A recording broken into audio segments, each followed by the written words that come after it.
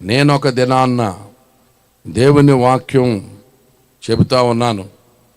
నేను ఒక అంశం చెబుతున్నాను, నా ప్రమేయం లేకుండా నా నోట నుండి ఇదిగో ఈ మాటలు వస్తూ ఉన్నాయి. నేను ప్రకటిస్తున్నటువంటి ఈ యొక్క మాటలు నా ప్రమేయం లేకుండా వస్తూ ఉన్నాయి. ఇదిగో దేవుని కుమారుడు తప్ప మిగిలిన వారెవరు పరలోకం తీసుకెళ్ళడానికి, పాపక్షమాపణకి పనికిరారని చెప్పు. మిగిలిన అవసరాలకి, మిగిలిన కోరికలు తీర్చడానికి మిగిలినటువంటి దేవుళ్ళు దేవతలు అనబడిన వారు ఎవరైనా ఉపయోగపడతారేమో, కానీ ఈ ఒక్క విషయానికి మాత్రం ఖచ్చితంగా దేవుని కొడుకే దిగి రావాలి అని దేవుడు మాట్లాడుతూ ఉన్నాడు.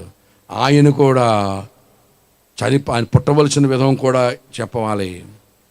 ఆయన పుట్టినట్టు ఉండడం కాదు, మరణించాలి అని శాస్త్రం చెప్పిందని చెప్పు. మరణించడం కూడా ఎలా పడితే అలా కాదు, మరణించవలసిన విధం ఉంది. ఒక పద్ధతిలో చనిపోవాలి. ఇష్టానుసారంగా చనిపోవడానికి వీల్లేదు, లేఖనముల ప్రకారం చనిపోవాలి. అందుకనే అజామేధ యాగంలో యజ్ఞ పశువులాగా చనిపోవాలి. ఒక మచ్చని మేక తీసుకునేవారు, మచ్చలేని మేక, తల మీద బలుసుగుములతో కిరీటం పెట్టేవారు, 2 చేతుల్లో మేకులు కొట్టేవారు, బలచక్క దిగ్గొట్టేవారు, దానికి ఒక పట్టు వస్త్రాన్ని కప్పి పురోహితులు చీట్లు వేసి పంచుకునేవారు, ఒక యోపస్తంభాన్ని కట్టేవారు.